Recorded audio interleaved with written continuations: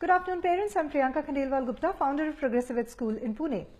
How do you select the right preschool for your child? There are boards available for standard 1 and above, CBSE, ICSE, SSC, Cambridge, IB, etc. But what about preschools? So, number one, there are no boards for preschools. There are a lot of learning methodologies that are used for early childhood education, like Montessori, Waldorf, Reggio Emilia, multiple intelligence, etc. So in this video, I'll try to keep it very short and speak about these four methodologies.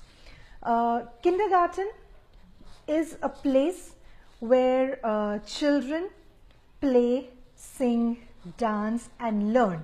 Kindergarten literally means garden for the children. So in India, we have kindergarten as in KG1 and KG2, lower KG, upper KG, these are the terms used. There's playgroup and there's nursery before kindergarten, so it's also called pre-kindergarten. Now, Montessori is a method where kids are treated as adults. So they are treated as independent and responsible individuals and not like children. So they are given a lot of real life tasks to be done, like simply picking up their toys, washing, wiping, cleaning and putting them in place. Cutting vegetables or cutting an apple and serving to others. So even a 4-year-old is taught to cut an apple with a real knife and serve to adults. So there are a lot of real life lessons, sweeping, mopping, beading, sewing, threading. A lot of these activities are done in Montessori. Montessori has specific kind of equipment that is to be used, mostly made of wood. Montessori age groups, they divide in 3 years. So 0 to 3 is one age group, 3 to 6 is one. So there is no concept of nursery, lower KG and upper KG. Kids of mixed age groups are kept together because they believe that the learning flows from younger kids to the older kids and vice versa. Also, Montessori has a specific way of using each and every equipment that they have in their classrooms. There is a particular way that the classrooms are set. So Montessori is a little, you'll see the kids are very disciplined and very organized in Montessori, and they have a particular way and they'll do it in that way. And they're motivated to do it in that way. So Montessori makes very independent and very, real life adults in children and very, very focused. So that's what Montessori does.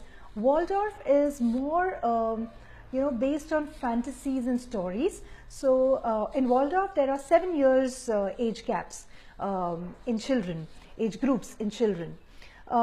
They basically bring fantasy into early childhood is what Waldorf focuses on. So there's a lot of pretend play, there's a lot of role play, there's a lot of acting that kids do. Waldorf, will have stories of animals talking and fairy tales, etc. That's what Waldorf does. And in Waldorf, the teachers direct the play or the learning of the children a little bit, whereas in Montessori, kids can decide what they want to do today and they can go and select their own equipment and start working on that. In Waldorf, the art curriculum is brilliant. They have a lot of advanced and complex art activities for children. Their movement curriculum is very, very good as well. While in Montessori, the sensorial equipment, the sensorial curriculum is brilliant in Montessori. Now coming to Reggio Emilia, it's also a methodology which is derived actually from Montessori and has a little bit of difference. They believe that kids have 100 different languages in which they communicate. Languages doesn't mean English, French and German. What they mean is, there's art, there's painting, there's sculpting, there is drama, writing. These are all the methods and languages by which kids communicate. So they use a lot of those in their methods. In Reggio Emilia, the documentation part of the kids' development plays a very, very important role. Now in Montessori, the equipment will be given to the children and the children will start using it, and then the teacher will give a little direction and then the kids start learning.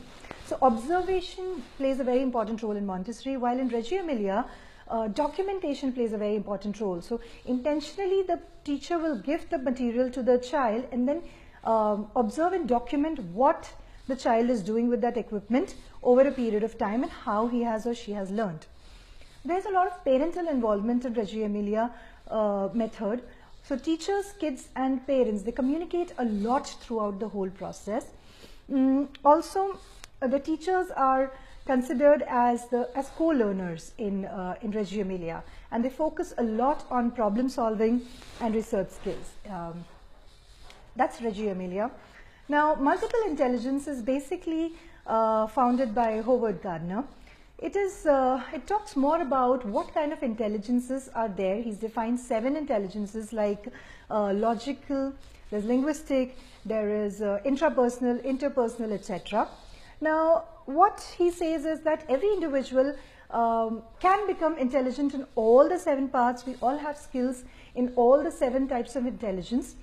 How it helps in preschool education is, for us trainers, we use multiple intelligence to understand where the child's skill lies more, where he has the natural bent.